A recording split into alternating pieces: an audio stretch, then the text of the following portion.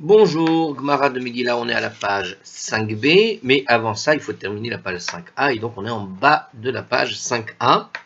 Alors je rappelle une braïta qu'on avait enseignée, donc on avait rapporté cette braïta, l'offrande Chagiga et tout le temps de l'offrande Chagiga peuvent être reportés, et on avait donné là-dessus la Gmara. Alors justement, il y avait un problème dans cette braïta, c'est quand il dit là-bas, le temps donc de l'offrande Chagiga peut être reporté, hein. Qu'est-ce que ça veut dire tout le temps de Chagiga? De quoi parle finalement la Braïta quand elle cite le temps de Chagiga? Donc on avait donné l'opinion de Rava, et maintenant on va donner en fait l'opinion de Ravashi. Alors Chagiga bechol zeman Chagiga me'acherin, donc Ravashi a dit, Amar Ravashi Amar, pardon. Donc la Braïta nous enseigne, donc l'offrande de fait doit être reportée chaque fois. Alors, il nous dit Chagiga vechol zman Chagiga me'acharin. Donc, il nous dit que l'offrande de la fête, donc l'offrande de Chagiga, qui s'appelle comme ça, doit être reportée chaque fois que l'on parle de l'offrande de la fête. Donc, lui, il interprète comme ça la chose. Alors, il nous explique en commentaire que ça fait référence à la fois à l'offrande de Chagiga, les shlamim, et en même temps à Ola de Riya. Alors, on rappelle, Ola de Riya, c'est une offrande qui devait être offerte quand on rentrait dans le temple, ok? À chaque fois que tu devais rentrer dans le temple, tu ne devais pas rentrer les mains vides, ok? Donc il fallait donner quelque chose. Sauf que si on y rentrait Shabbat, on ne pouvait pas donner cette offrande de Riya.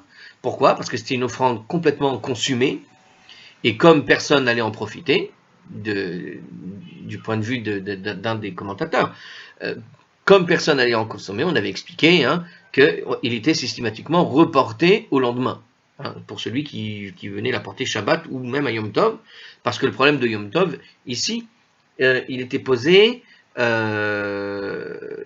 le problème d'il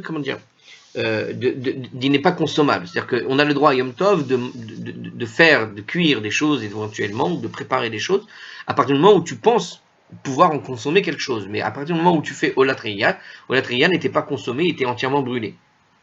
Alors, donc, quand il parle de l'offrande de la fête, dans ce texte, quand il parle de Chagiga, en fait, il sous-entend, Ravashi aussi, l'offrande de Olat Reiya. Voilà. C'était ce que voulait dire ce commentaire, simplement. Alors, je reprends. Donc Ravashi nous disait qu'une offrande de fête doit être donc reportée chaque fois que l'on parle de l'offrande de fête. Donc, on veut savoir ce que veut dire au fond Zaman Chagiga. Me'acherin, donc et le Chagiga et l'offrande de fête sont reportés. Ve'afilu atzeret dechad yoma me'acherin. Et même le sacrifice de Shavuot, et même dans le cas pardon de Shavuot où Yom Tov va durer seulement un jour, on doit reporter. Alors, vous comprenez la question, parce que le problème avec Shavuot, quand tu parlais de reporter l'offrande de Chagiga pour Sukkot ou pour Pessah, en fait, que vient de nous apprendre Ravashi, quand on reporte à Pessah ou à Sukkot, en fait, on a 7 jours pour le faire, ce sacrifice. Et à Sukkot, on a jusqu'à Shmini Atzeret pour le faire, le sacrifice. Ça veut dire, on a 8 jours à Sukkot, 7 jours à Pessah pour le faire. Parce que le premier jour, qui est censé être le jour où tu dois donner ce Chagiga ou l'offrande Riya, tu es censé le donner, mais tu peux pas le donner, imaginons parce que Shabbat ou je ne sais quoi, tu as tout de même 7 jours derrière. Parce que cette offrande de Yom Tov, de Chagiga, d'accord, tu peux le reporter. Mais comment tu fais dans les cas de Shavuot? Il n'y a pas de jour de Chol HaMoed Shavuot. On n'a jamais entendu parler de Chol HaMoed Shavuot. Et pourtant, et c'est ça ce que veut nous apprendre Ravashi justement, c'est qu'a priori, dans le cas de Shavuot, tu peux le reporter aussi. Et comme c'est enseigné, il rapporte un enseignement, Ditnan, comme nous l'avons appris, justement, dans une Mishnah, Modim she'im chol atzeret liot ve'shabbat, le Bet Hillel et Bet Shammai disaient là-bas, donc dans le contexte, sont d'accord, donc Modim, ils sont d'accord, qui est d'accord? C'est Bet Shammai et Bet Hillel, nous dit ici entre guillemets, entre crochets, si Shavuot tombe Shabbat, miyom tevoach achar Shabbat, sur le fait que le jour de la Shrita des offrandes de la fête aura quand même lieu après Shabbat. Or, s'il a lieu après Shabbat, c'est qu'il a lieu après Shavuot. On est d'accord? Si Shavuot tombe à Shabbat, le jour où il faudra sacrifier, enfin, il faudra tuer les animaux, ce devra être fait le lendemain. Or, le lendemain de Shabbat, quand Shabbat tombe en même temps que Shavuot, c'est que c'est après Shavuot. Alors, deux commentaires là-dessus, justement. Donc, on vient de dire qu'on le reporte. Les offrandes, alors on va rappeler les choses ici. Alors, les offrandes qui sont privées de la fête, alors les offrandes privées, je ne parle pas privées de la fête, mais les offrandes privées, personnelles, de la fête, ne sont pas limitées au premier jour de fête seulement, puisqu'on peut s'acquitter de son obligation en les apportant même les autres jours de la fête. D'accord? C'était le cas, bon, à Pessah et à Sukkot.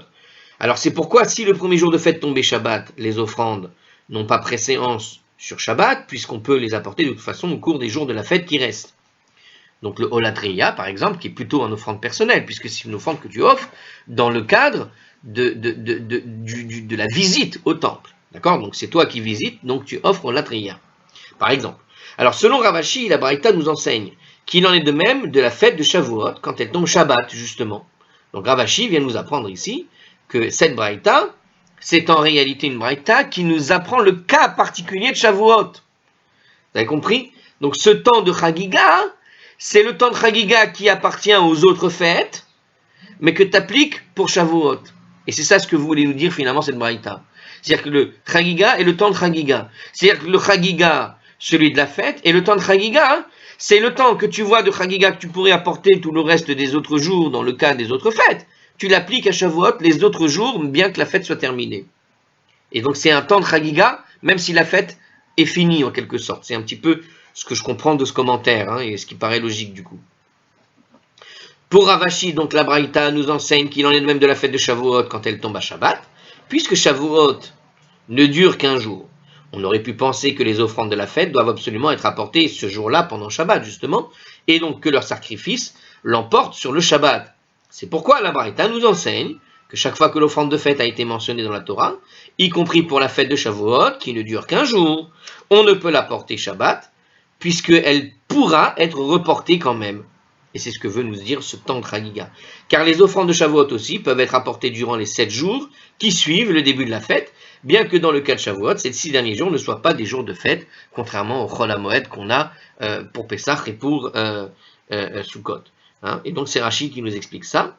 Donc il nous précise encore, donc maintenant, alors dans le deuxième commentaire ici, on avait dit donc dans cette Mishnah qui a été rapportée par Ravashi pour justifier la chose, que tout le monde donc est d'accord que quand Shavuot tombe Shabbat, tu peux pas faire la Shrita, on avait dit, tu ne peux pas faire Shabbat, mais tu le feras après Shabbat, donc ça implique quoi?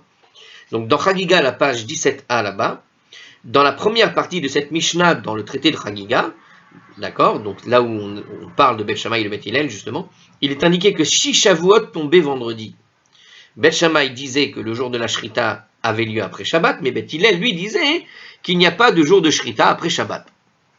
Beth Shammai reste cohérent avec l'opinion selon laquelle le Ola de Riya ne peut être offert Yom Tov. On l'avait vu avec cette opinion-là, donc que j'ai rappelé, le Ola de Riya n'est pas offrable un jour de Yom Tov, puisque voilà, rien n'est laissé pour être consommé.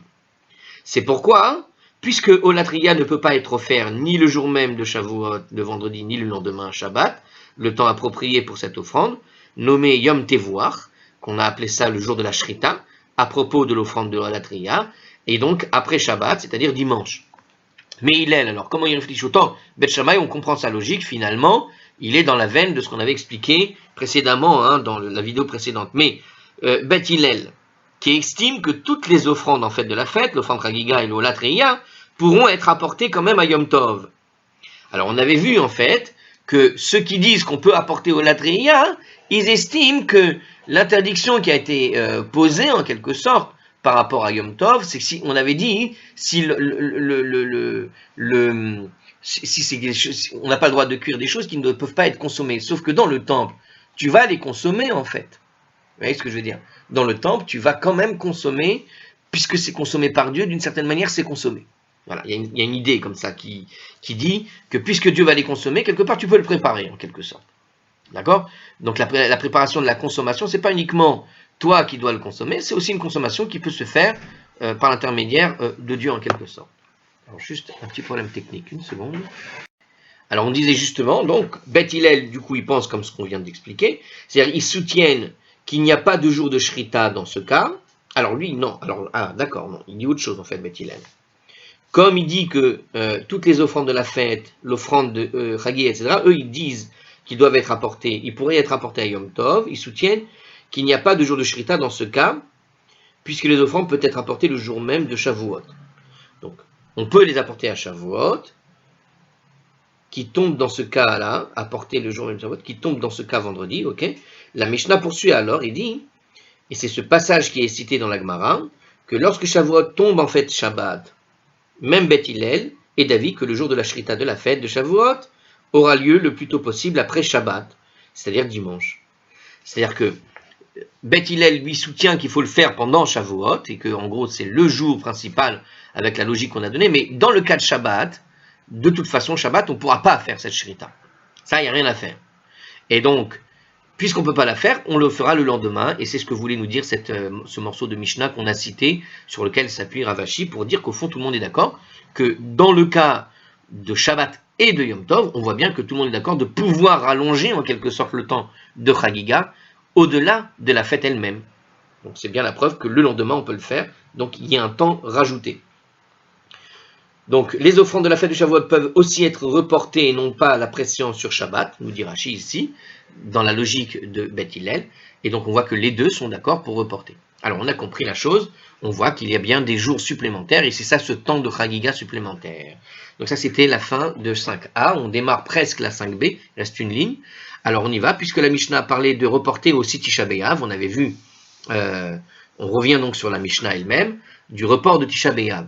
D'accord? On parlait du sujet, hein, rappelez-vous, de la Mishnah, il y a les jours qu'on avance et il y a les jours qu'on reporte. Là, le Tisha B'Av, ça fait partie de ces jours qu'on reporte, on a dit. On le reporte après Tisha B'Av. Amar Rabbi El-Azar, Amar Rabbi Chanina. Rabbi El-Azar a dit au nom de Rabbi Chanina, Rabbi Nata Netiya Bepurim. Rabbi, un jour donc, a planté une plante à Purim. Ok? Page 5b. Verachatz Bikrona Shel Tzipure Beshivra Asar Betamuz.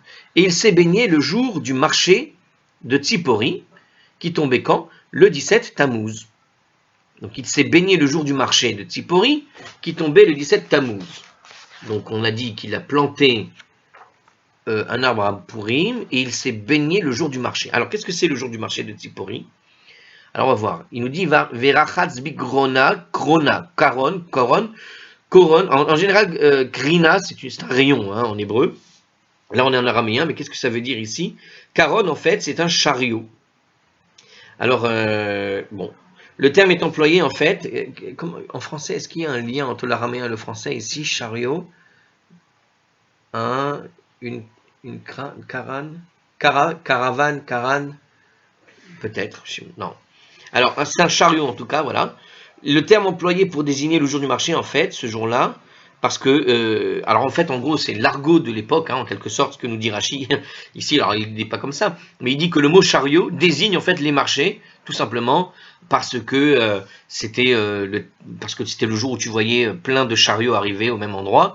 Donc, comme les chariots arrivaient, on appelait ça le marché. Un petit peu comme aujourd'hui, on aurait pu appeler ça le jour des camions, parce que quand tu vois un marché dans n'importe quel endroit, tu vois plein de gros camions énormes remplis de marchandises qui sont prêts à installer leur stand, mais en général, ce sont des camions qui viennent installer leurs marchandises.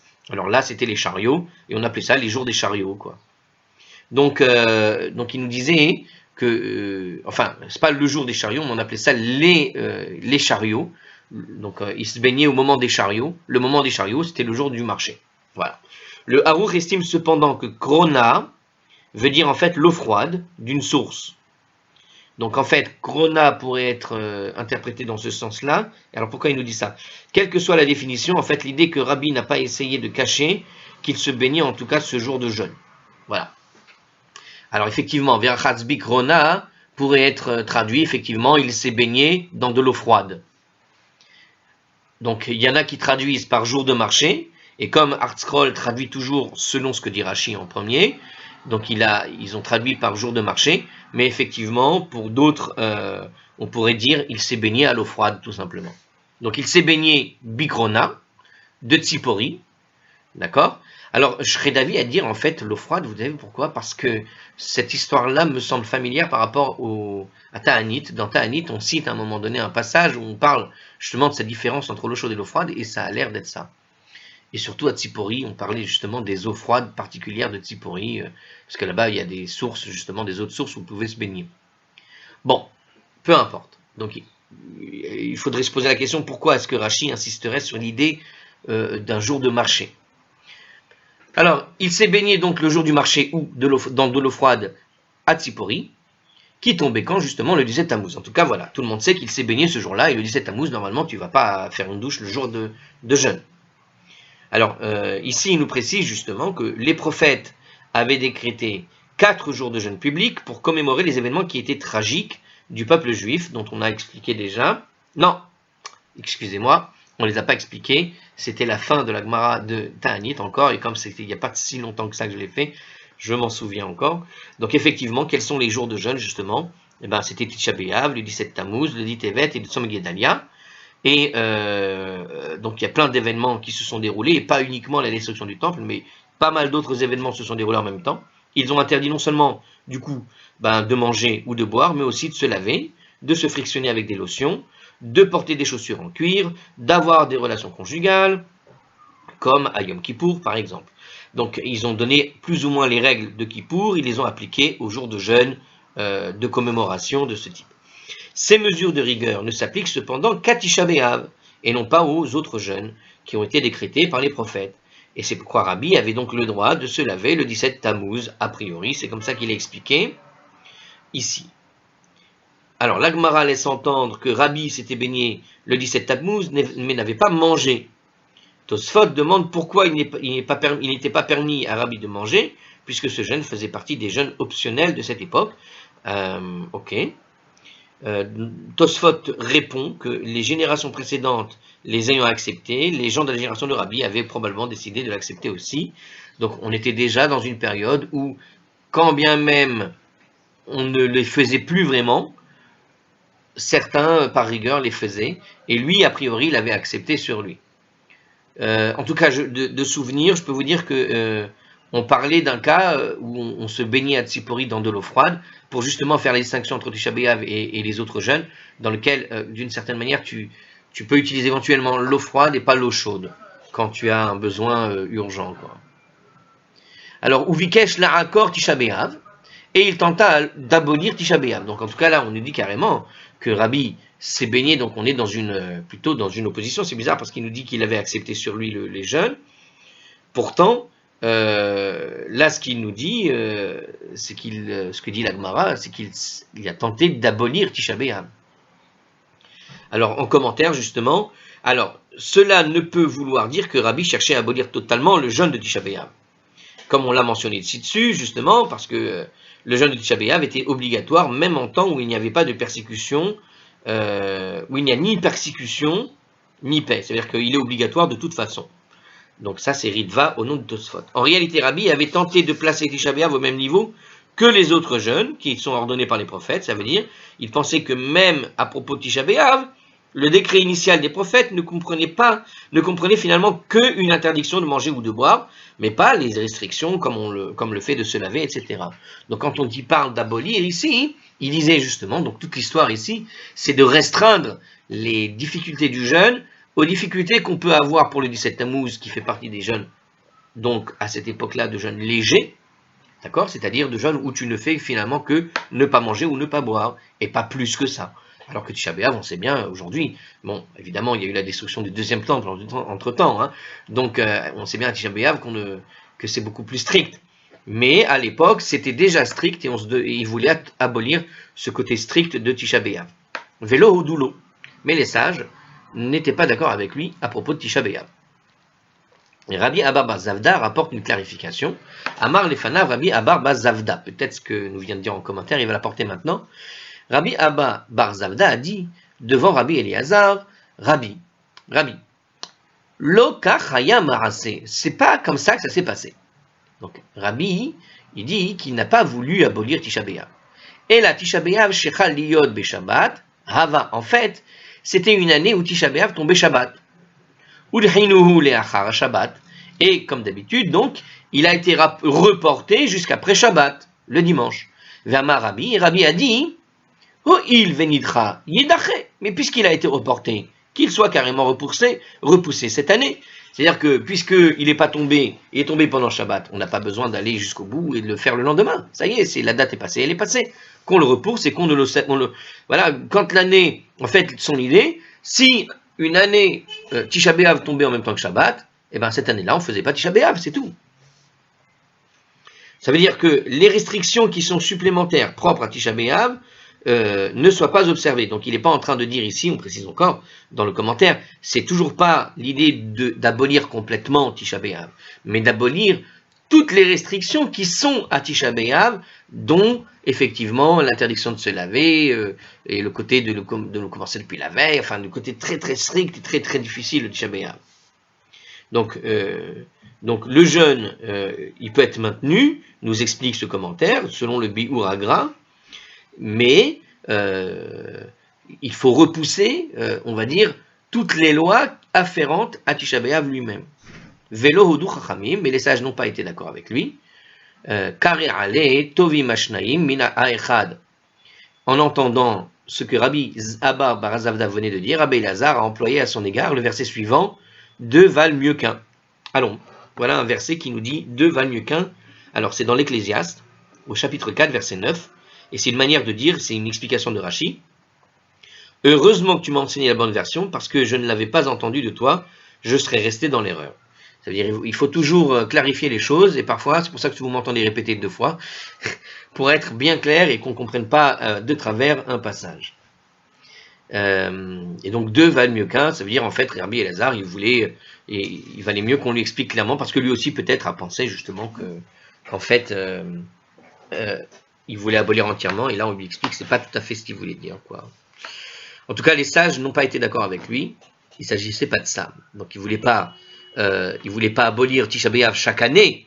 Attention, la précision elle vient dire ça ici, hein, dans la Gemara, hein. C'est pas tous les ans qu'il voulait abolir le règle, par exemple, de se laver, éventuellement autoriser aux gens de se laver pendant Tisha B'Av, mais l'année, quand ça tombe Shabbat et qu'elle est repoussée, quand la date est repoussée, ça ne sert à rien de tout faire, et c'est ce que Rabbi voulait dire.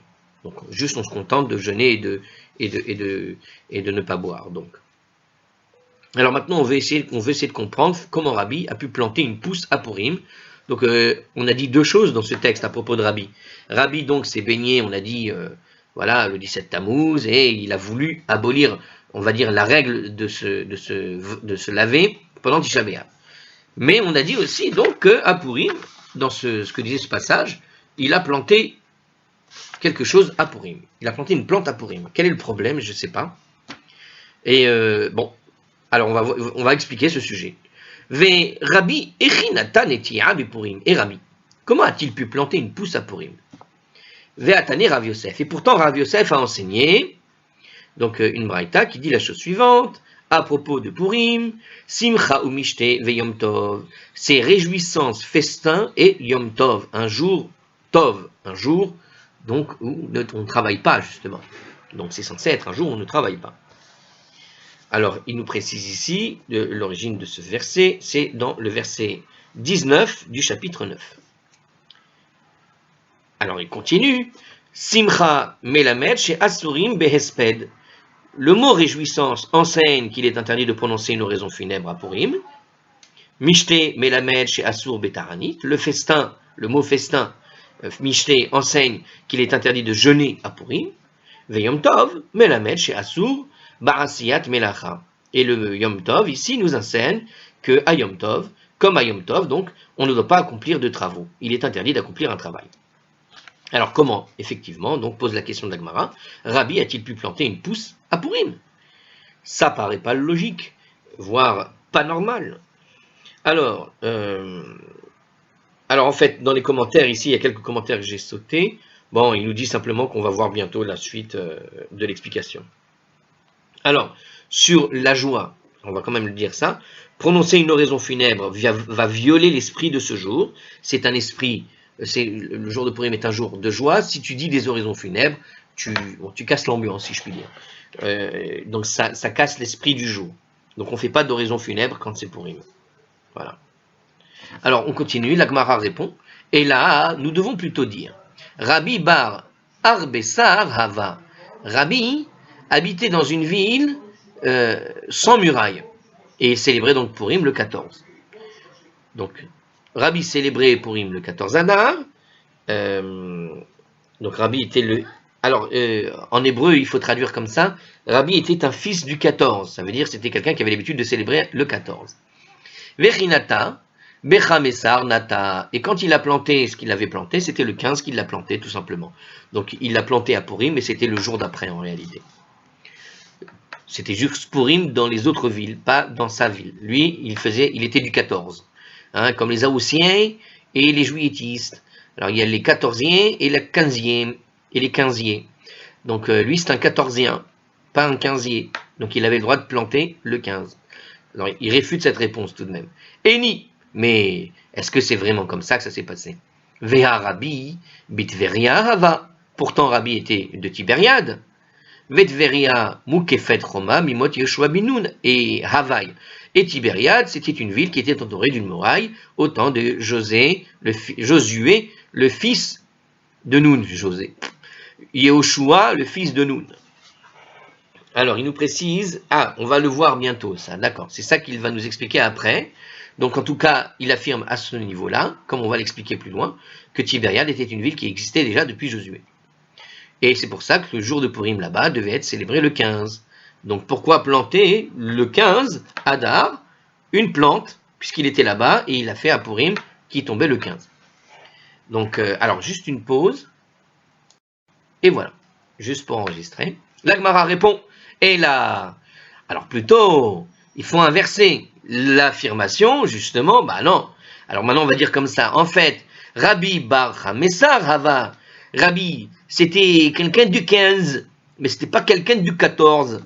Donc en fait, il célébrait en général Purim le 15 Adar, puisqu'il était du Tibériade, et finalement, il a planté à Purim, mais au sens du 14 Adar, c'est-à-dire pour le reste du pays, c'était le 14 Adar, il l'a planté le jour où c'était pas Purim pour lui.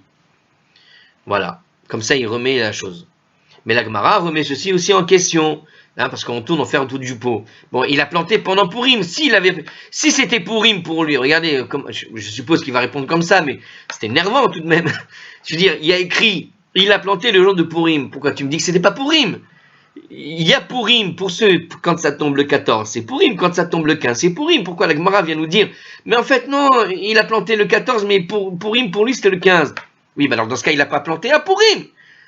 Or il y a écrit dans le texte qu'il a planté pendant Purim. On ne peut pas tourner autour du pot de mille manières différentes. Il a planté pendant Purim, bien qu'une braïta te dit qu'on ne doit pas planter des choses à Purim, puisque c'est un jour de Yom Tov. Pourquoi il me casse la tête là? Alors on continue. La Gemara remet aussi ceci en question, évidemment, puisqu'on tourne autour du pot. Umi Peshitale, Tiberia, Mukefet, Roma, Mimut, Yoshua, Binoun. Mais regardez sur quoi il retourne la chose. Et cela, est-ce qu'il était évident pour Rabbi que Tibériade était entouré d'une muraille du temps de Josué, le fils de Nun? Est-ce que c'était évident pour Rabbi que Tibériade était une ville depuis Josué? En fait, il remet en question ici, il explique en fait le problème. Regardez le problème, je sens arriver le fond du problème. Il nous dit, en fait, Rabbi, peut-être lui, quelque part, il n'était pas sûr que Tibériade était une ville où on devait faire Purim le 15. Donc lui, c'était pas évident pour Rabbi, éventuellement, est-ce que c'était évident pour Rabbi que Tibériade était une ville où on fait Purim le 15, était une ville où il y avait une muraille au temps de Josué?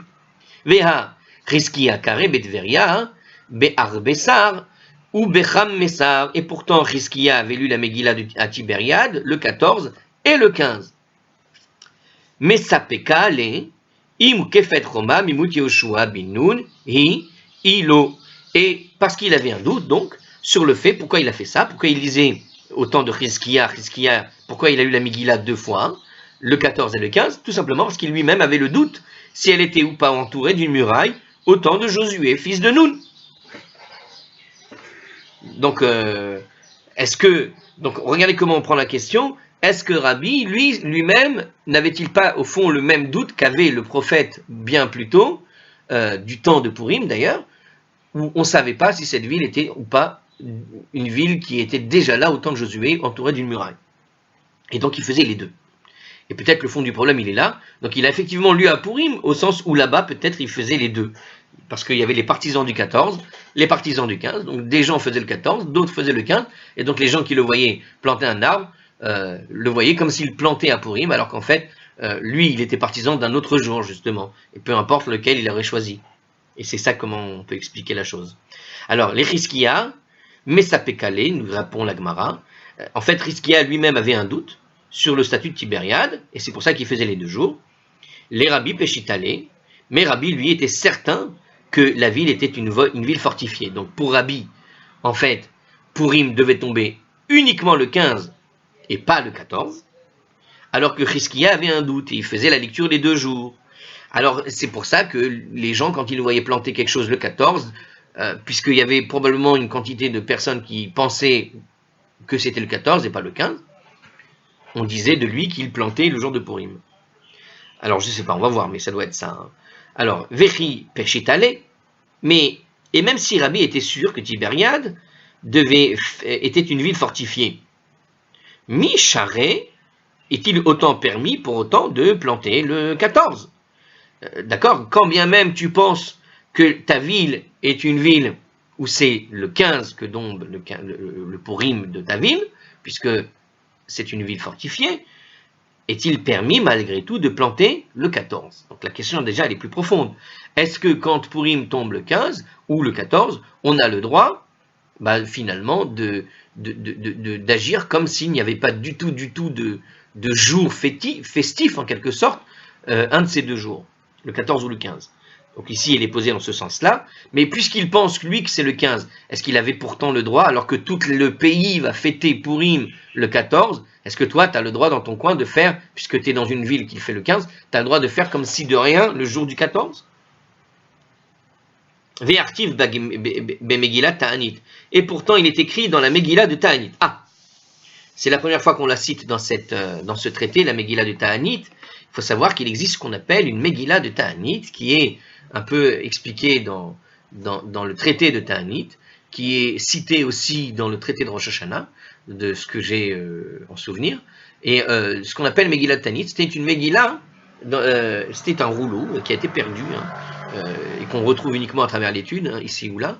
C'était un rouleau dans lequel étaient écrits, en fait, les dates des jours qui doivent être célébrés, qui sont des jours de joie, ou des jours de jeûne, ou de joie. Voilà. Il y avait des jours de fête qui existaient à une certaine époque, qui ont disparu à la fin de la destruction du temple, après la destruction du temple, et il y avait des jours de jeûne aussi, qui ont existé à un moment donné, pour des situations données, selon les cas. D'accord ? Donc, et en fait, c'était un livre, une sorte de livret dans lequel il y avait dessus toutes les dates que les rabbinim ont imposées comme jour de joie particulier, comme cette célébration. Voilà, je vais vous donner une célébration que j'ai en mémoire, qu'on trouve dans Rosh Hashanah, comme la célébration où les rabbinim un jour ils ont comment dire, il y avait, alors je me rappelle plus la date exacte, mais c'était une date, je crois que c'était à la fin du mois de Hadar, ou bien une autre date, peu importe, mais ou même le 3, c'était peut-être même le jour de Guédalia. Plus tard, c'est devenu le Tzom Guédalia, mais avant le Tzom Guédalia, il y avait un jour de joie ce jour-là. Et une des exemples d'histoire où on faisait des jours de joie, regardez, il y avait un jour, un décret que les rabbins ont fait, ils avaient demandé aux gens d'arrêter de signer leurs documents avec le nom de Dieu écrit dessus.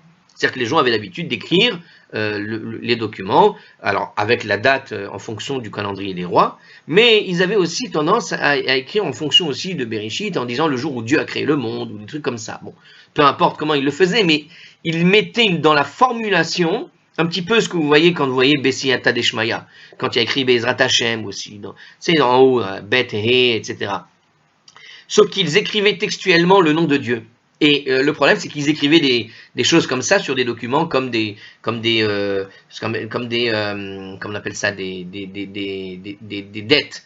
Hein. Imaginons tu avais un papier qui devait prouver que tu avais une dette, d'accord ? Et quand la dette était passée, ce document permettait de montrer, voilà, tu avais une dette, tu l'as payée, et maintenant le document, on peut le jeter.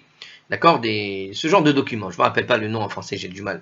Et Et donc tu avais ce type de document qui était signé avec le nom de Dieu, et puis quand l'événement passait, le document n'avait plus de valeur, il fallait le jeter. Et les gens jetaient avec écrit le nom de Dieu dessus, parce qu'ils avaient signé avec le nom de Dieu dessus. Alors les rabbinim ont fait un décret, et ils avaient demandé au peuple d'arrêter de signer en mettant le nom de Dieu sur les documents, parce que ça posait un problème de voir des documents jetés à la poubelle avec le nom de Dieu dessus. C'est un zilzoul, ce qu'on appelle c'est un dénigrement du nom de Dieu. D'accord, on s'en sert pour un nom, Dieu par-ci, Dieu par-là, ça ne se fait pas. Et il y a eu un miracle, ils te disent justement, et c'était quoi le miracle? Les gens ont écouté les rabbinim. Et parce qu'ils ont écouté le décret des rabbins d'arrêter de signer, ils ont depuis ce jour-là arrêté de faire le décret. Le jour où ils ont arrêté effectivement de signer tous les documents qui ne servent à rien, hein, les documents profanes avec le nom de Dieu dessus, pour marquer la date, eh bien, comme ils ont arrêté, qu'ils ont écouté les rabbinim, alors ils ont fait un jour de joie ce jour-là. Il y a eu un jour de joie qui avait donc dans le traité de Megillah, hein, en tout cas dans la Megillah de Ta'anit, tu avais dedans le nombre des jours de célébration, comme ça, éphémères, j'ai envie de dire, et qui duraient pendant un certain temps, le temps de chasse qu'il y ait une catastrophe qui remplace le jour de joie par autre chose, mais il y avait ce genre de choses. Voilà, il y avait plein d'histoires comme ça dedans. Alors, il nous précise ici, alors je vais vous dire quand même, voilà, la Megillah de Ta'anit, qu'est-ce que c'est? Voilà, il nous dit une petite description, on va voir si elle se continue d'ailleurs dans notre page. Alors, il nous dit comme ça, non, alors c'est simple. Il dit c'est un document ancien écrit par Hanania ben Chizkiya et ses compagnons. On le voit ça, alors ça c'est dit dans Shabbat 13b. À l'époque du Second Temple, il a été écrit, ils sont mentionnés en fait les jours où se sont produits des miracles pour le peuple juif, et donc vous avez dedans évidemment Hanouka et Purim par exemple. Hein. Ces jours étaient considérés comme dans une certaine mesure comme des jours de fête. Certains de ces jours, il était donc interdit de jeûner, de prononcer les oraisons funèbres. Alors, dans certains de ces jours, il était interdit de se jeûner, mais on avait dans certains autres jours, on pouvait effectivement prononcer les oraisons funèbres. Ça dépend. Certains autres jours, il était même interdit de prononcer les oraisons funèbres. Après la destruction du temple, toutes les interdictions énoncées par le document furent abrogées, à l'exception de celles de Hanouka et Purim. Donc, toutes les petites fêtes qui ont existé comme ça à une époque ont disparu. Il ne reste de ces fêtes que les célébrations de Purim et de Hanouka qu'on continue de célébrer aujourd'hui. Voilà. Alors, donc, il nous dit, à propos de on revient sur le sujet. Donc, on a vu que Chizkiya, avait un doute à propos de la ville de Tibériade, et lui, Rabbi, était certain, et donc la question était posée, mais est-ce que, bien que Rabbi va faire Purim le 15, est-ce qu'il a le droit, lui, de planter les choses et de faire comme si de rien le 14? Et pourtant, il est écrit dans Megillah de Ta'anit, donc dans ce document, Et Yom Arbara Asar, Ve'et Yom Chamisha Asar, le 14e jour et le 15e jour de Hadar, Yomé Puraya Inun, ce sont les jours de Purim, donc les deux sont des jours de Purim, il continue ce document, Delolem Mispar Beon, durant lesquels on ne doit pas prononcer les oraisons funèbres, vers Marava, et Rava a dit justement, donc on voit que ce sont des jours particuliers, et Rava a dit justement à ce propos, L'onisrecha elale esor, et kol et shelze beze. Il n'a été nécessaire d'énoncer l'enseignement dans la Megillah de Ta'anit que pour l'interdire à ceux qui célèbrent Purim ce jour-là, le 14, d'entreprendre donc de jeûner un jeûne, de prononcer les oraisons funèbres ce jour-là, le 15. Donc pour celui-là et pour celui-là, et pour celui-ci et celui-ci. Ce que dit la Gemara, elle dit comme ça, je répète, L'onisrecha elale esor et shelze beze, ve et shelze beze.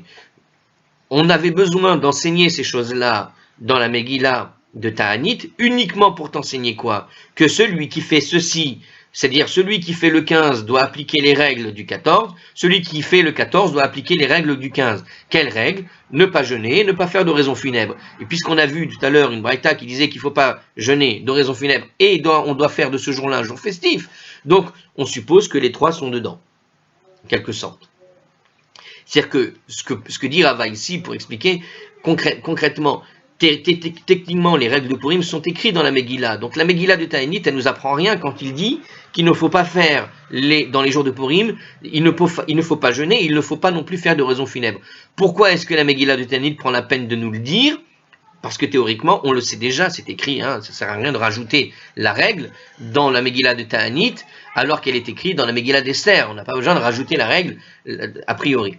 Alors, pourquoi il est rajouté? Et donc, Rava enseigne pour apprendre à ceux qui font le 15 qu'ils doivent se comporter de cette manière le 14, et à ceux qui font le 14 qu'ils doivent se comporter de cette manière le 15. Voilà ce que nous dit ici Rava. Pardon. Alors, la conséquence de ça, c'est comment t'expliques du coup que Rabbi a pu planter une pousse le 14? Alors, la Gemara répond Henimile behesped ou betaranit. Les paroles qui sont écrites dans la Megillah de Ta'anit ne s'appliquent uniquement aux règles de l'oraison funèbre et aux règles du jeûne. Et notre Braïta là-bas qui expliquait qu'il fallait pas qu'il fallait faire de ce jour un jour de Yom Tov, c'est uniquement le jour de Purim quand il tombe à Purim, tel que c'est écrit dans la Megillah d'Esther. Mais rien de plus. Aval melacha yom echad vetulo. Mais le travail n'est interdit qu'un seul jour, sans plus.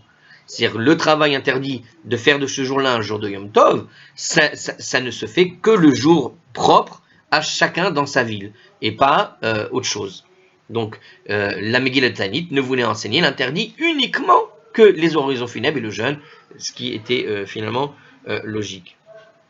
Bon, alors, en commentaire, donc si on retourne légèrement en arrière, c'est pas la peine, on l'a expliqué, je vous l'ai expliqué, et en fait, une des explications que je vais donner, c'était Rashi, voilà. L'interdiction de travailler, par contre, celle-là, il faut la donner. L'interdiction de travailler ne porte que sur le jour où on célèbre effectivement Purim. Par conséquent, Rabbi, qui habitait dans une ville fortifiée et célébrait Purim le 15, avait donc le droit de planter le 14, tout simplement. Alors, la Gemara conteste la réponse, d'accord, puisque moi, je vous ai dit, tout à l'heure, personnellement j'ai toujours ça en tête, je veux dire, il y a quand même écrit qu'il l'a fait pendant Purim. Bon, pourquoi on dit qu'il l'a fait pendant Purim? S'il en était ainsi, Eni, mais en est-il ainsi? Vea Rav Chazié le Hahu Gavra de Havakas Shade Kitna Bipuria. Alors, en est-il ainsi? Il pose la question, est-ce que véritablement le travail n'est-il interdit qu'un seul jour et l'autre permis? Est-ce que véritablement le travail est interdit qu'un des deux jours? Écoute bien ce qui s'est passé.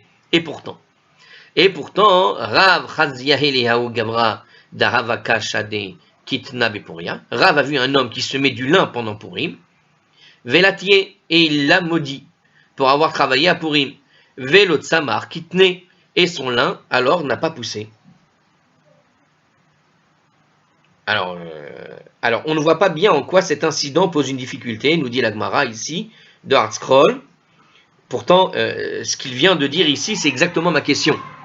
C'est-à-dire que il a vu quelque chose pendant Purim. Or, le texte a bien parlé de Rabbi qui plante quelque chose pendant Purim. Et il est là le problème. C'est la question que fait la Gemara.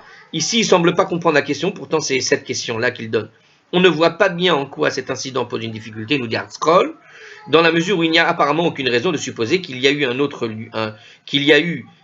un autre jour que celui où cet homme célébrait réellement Purim, ainsi que la Gemara le précise effectivement. Donc, il n'y a pas de raison de penser que c'était un autre jour de Purim. Oui, mais justement, pourquoi il te dit ça, justement, ici? Pour te dire que quand on a dit que Rabbi a planté à Purim, ne viens pas me dire que c'était pas Purim, que c'était le jour d'avant ou le jour d'après, parce que Purim là-bas, c'était un autre jour. Non, il y a écrit, Rabbi a planté pendant Purim, donc c'est pendant Purim, et c'est ça. Donc l'histoire qui nous est rapportée ici, il l'a maudit, son lin n'a pas poussé, donc oui, exactement, oui, mais parce que justement, le propos de ce que veut dire la Gemara ici, c'est pas de nous apprendre qu'un type a planté du lin pendant Purim, c'est de nous apprendre que quand lui il a planté du lin et qu'il l'a planté pendant Purim, tout le monde a compris que c'était Purim, on n'est pas en train de tergiverser pour savoir si c'était un autre jour. Et là, tu es en train de nous tourner Traloued en nous disant « Ah, mais c'est Purim, mais c'est pas vraiment Purim, c'est le jour d'avant, tu comprends? Parce que pour lui, c'était pas vraiment Purim, parce que Purim, pour lui, c'était le 15, donc quand il l'a fait à... Oui, mais on a dit dans le texte, Rabbi a planté à Purim. » Et c'est ce que veut nous dire ici. Là, tu vois bien une histoire où Rav a maudit un homme qui a planté pendant Purim. On ne s'est pas posé la question si c'était le Purim d'avant, s'il était dans une ville où c'était pas Purim, etc., etc. La Gemara répond « Hatam bar Yoma Rava » là-bas, il s'agissait d'un homme qui célébrait Purim ce jour-là. Quelle différence entre ce texte et l'autre texte? Oui, mais ça répond pas vraiment à la question qu'il veut poser, mais on peut répondre comme ça tout de même. La différence. Vous savez c'est quoi la différence? Je vous dis la différence. On sait là-bas que c'était Purim. Pourquoi? Parce que c'est Rav qui parle. Et quand on a cité le passage où on a dit que Rabbi a planté quelque chose pendant Purim, je vais vous le retrouver. Regardez, qu'est-ce qu'on avait dit? On avait dit Rabbi Eliezer a dit au nom de Rabbi Hanina, Rabbi a planté une plante à Purim. D'accord? Bon. Alors, c'est Rabbi Hanina qui dit, au nom de Rabbi, c'est Rabbi, je me rappelle plus. Alors, on a dit que c'était Rabbi Eliezer qui a dit au nom de Rabbi Hanina qui l'a planté. Mais c'est pas Rabbi Eliezer qui l'a vu. La différence. Regardez la différence. Et tout le texte, regardez, il s'emboîte comme ça. Vous vous rappelez quand on a dit ce passage là-bas, qui est rapporté par Rabbi Eliezer Bari Hanina, on avait dit deux choses. On avait dit à propos de Rabbi qu'il avait fait deux choses. Qu'il s'était baigné et qu'il voulait abolir Tisha B'Av. Et puis on avait dit qu'il a planté une plante à Purim.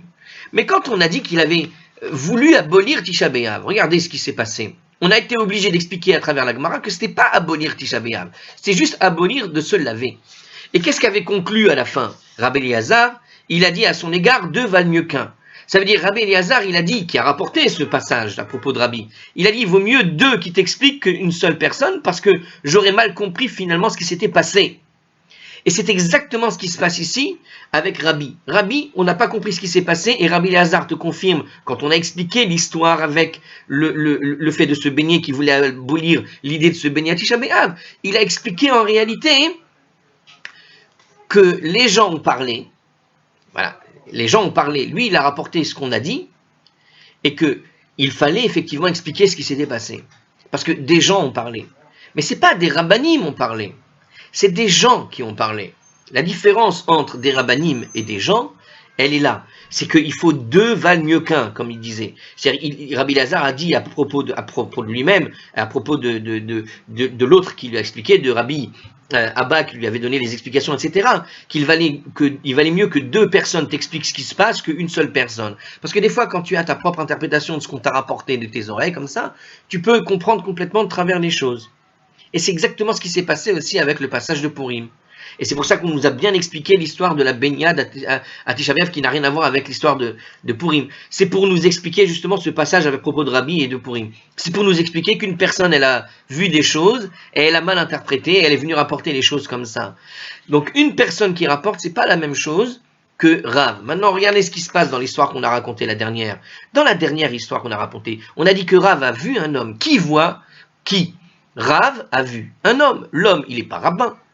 Et Rav, c'est Rav, par excellence. Vous voyez, c'est quelqu'un qui sait de quoi on parle. C'est-à-dire, c'est une personne. Quand elle voit un type dans une ville, il habite la même ville que lui, il le voit planté à Purim, on peut supposer que c'est bien Purim, il n'y a pas de doute. Alors que monsieur tout le monde, il voit Rabbi planté à Purim, il a Tibériade. On sait que là-bas, il y a une controverse justement entre ceux qui pensent que c'est le 14 et ceux qui pensent que c'est le 15. Or, Rabbi, c'est lui qui tranche que c'est le 15. D'accord? Donc, quand quelqu'un le voit planté à Purim, il a l'impression pour lui que c'est Purim. Mais c'est ce quelqu'un, c'est pas une autorité rabbinique qui dit qu'il a vu Rabbi faire la chose. L'autorité rabbinique ici, c'est elle qui est remise en question. Et la différence, il y a un homme qui a vu Rabbi planté à Purim, mais parce que ce monsieur tout le monde a estimé que c'était le 14, alors que c'est le 15, et que Rabbi te dit que c'est le 15. Et donc il a planté, au jour il avait le droit de planter, Rabbi.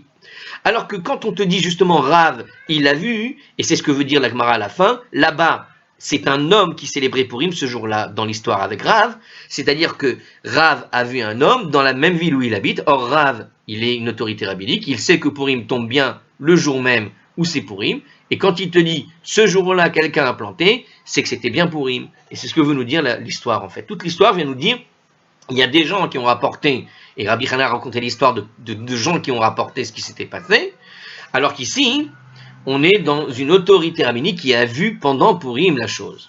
Alors que dans l'histoire précédente, je répète, il y avait un doute sur le moment de Purim. Or, c'était pas le moment de Purim justement, puisque Purim, c'était à Tibériade, on sait qu'il y avait une controverse là-dessus. Voilà la différence. Voilà, bon, j'espère avoir été clair. Ah, écoutez, il y a tout de même une autre raison. Bon, ça c'était ma raison. Je vous donne une autre raison, et je vais vous la donner... en fait, alors je vais vous la donner plus tard, parce que on a plusieurs raisons qui vont suivre, et ça va nous amener à beaucoup trop de temps. À la prochaine